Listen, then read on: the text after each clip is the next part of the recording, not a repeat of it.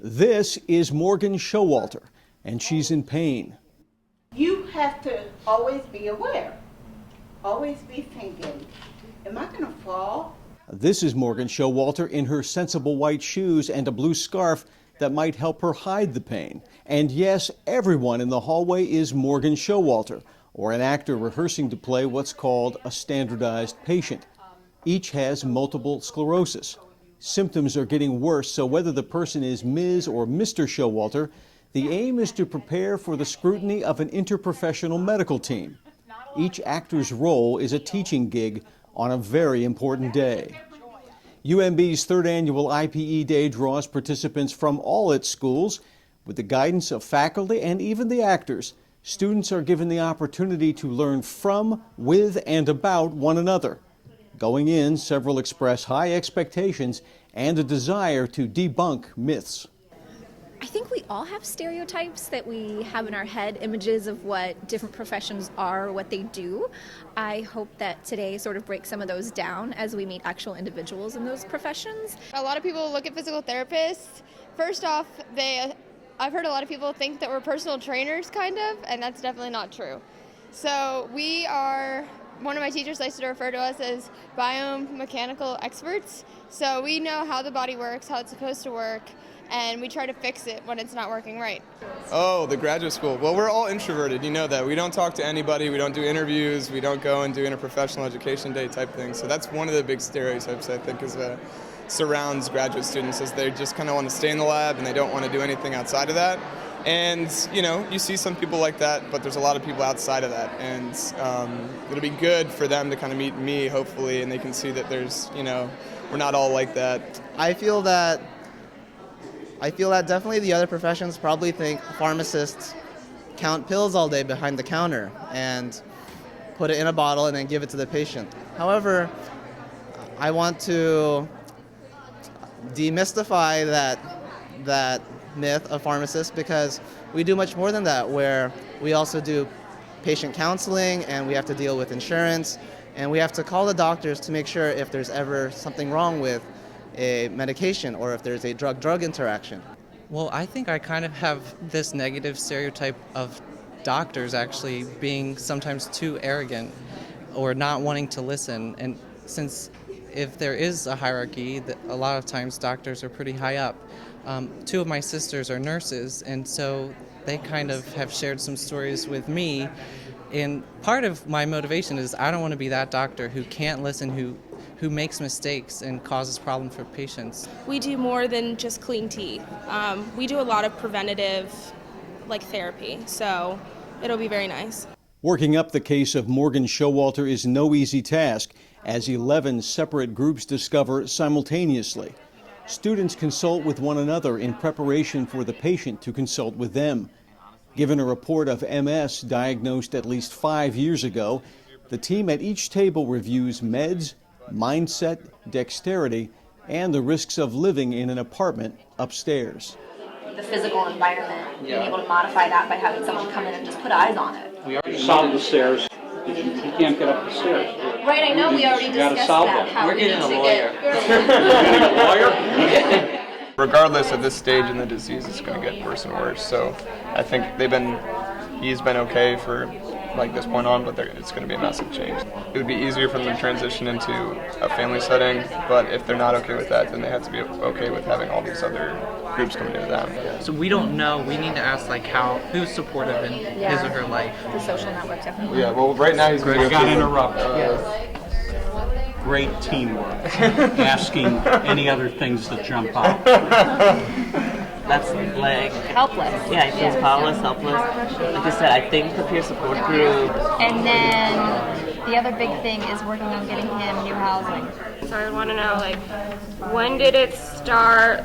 Where is the pain? What does the pain feel like? So we can help him, and even occupational therapy, they could do more of the household items, and we could work on specifically his balance, but they could work with him on his coordination. Students share many points of view, collaborating as one big group before they hear from Morgan Showalter. The patient shares one problem after another, including an agonizing trip to a dentist who didn't get why it's so hard to brush or floss. He was sort of, trying to tastefully bitch at me to get me to floss and to brush more. And I was like, dude, I can't make my hands work some days. The surprise factor of never quite knowing how I'm going to feel or when my body is or isn't going to work is getting increasingly hard to deal with. The level of pain is getting a bit worse over time.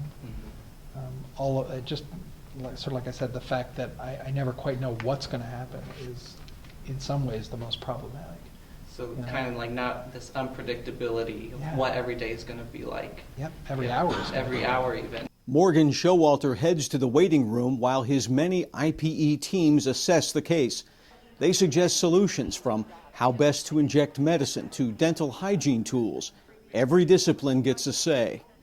The patient returns to a team that this time includes a lawyer. Our hope for that would be to sit down with your landlord and to explain your needs, explain why it really was getting difficult for you to go up the stairs, and that it would be much safer and better to get a bottom apartment, and to kind of see if we can just use persuasion first. If that was ultimately unsuccessful, we would definitely want to explore other options.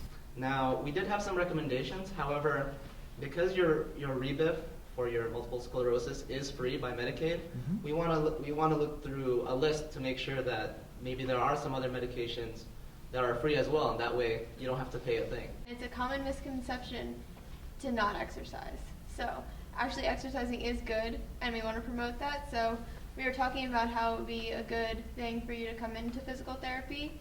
And physical therapy could be a good option for your pain. We could possibly manage it without having to go the medication route. Faculty and students hear the group's action plan and the patient's response while preparing for a wrap-up that invites student opinion. I'm in law school, and so I'm a third-year law student. Most groups that I work with are normally all legal fact pattern, legal-based, but today's activity itself is very interesting because for a change, the same facts apply to numerous professions across the board. And so the same eyes were kind of zoning in on and spotting issues of different things that pertain to our own unique fields, whether it be dentistry, legal, medical, nursing, all across the board. And I found that was really cool. But I sort of felt like you missed the boat in that you didn't address really the patient's pain. He didn't walk out of there with a plan for his pain. I just know if we see patients in our clinicals, and if we didn't address that with our patients, they sure would let us know. One thing that I really think that was really good was not the fact that we only used a real patient, but she also had the opportunity to give us feedback, and she gave us only positive feedback, so that proved to me that we did something really right. And it felt so good to, not just talk to the patient, but also hear how she felt about the whole process. When we were giving our treatment plan to the patients, kind of felt like he was leaving with a laundry list of things to do. I think it felt a little overwhelming for him. So I think what really needs to happen in the future is kind of prioritizing something for him. So when he leaves, or she leaves, I know some groups have heard a girl. So when he or she leaves, it seems like something tangible that they can take home. One of the things I took away that we could do better is always really listening to the patient and giving ample opportunity to find out what they know already, how they understand things, before we all jump in with all of our solutions and our plans and our referrals to fix everything. As IPE Day draws to an end, students reflect on its impact personally while taking in the comments. Among them was the social worker's point that each group had gained from a critique.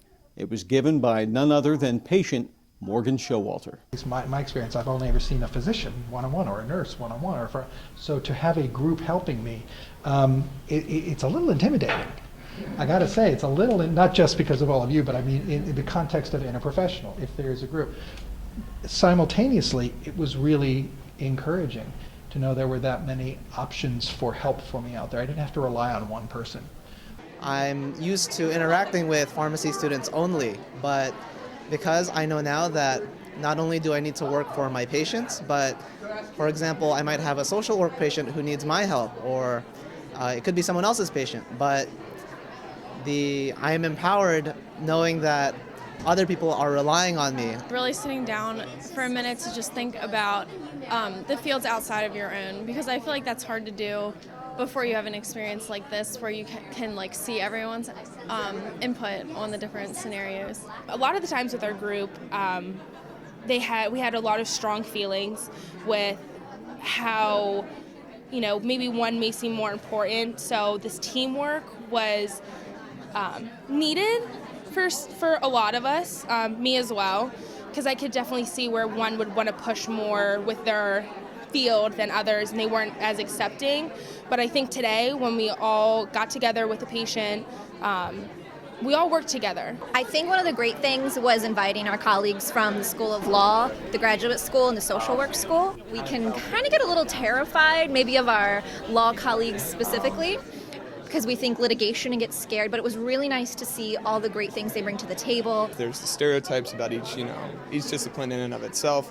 So you kind of come in thinking that there's going to be some kind of friction when you're trying to give your viewpoint or something like that. And one thing I noticed, at least with students, that may not be true with professionals in the field, is that everyone here is open to hearing what you're trying to say. So the one big takeaway for me is that it's encouraging that this next big group of future professionals is open to that style of approaching a problem. I got to experience all the different schools at my one table, so I really got to learn a lot about dental hygienists. They have so much more knowledge than I was aware of. And the law students and social work, they knew so much more about the housing situations and stuff than I did that it made it really, I learned a lot from them. And I think I was able to kind of maybe put to rest a little bit the misconception about physical therapists that I mentioned earlier. So we really got to share with each other what we bring to the table, and together it really was a perfect plan for our patient.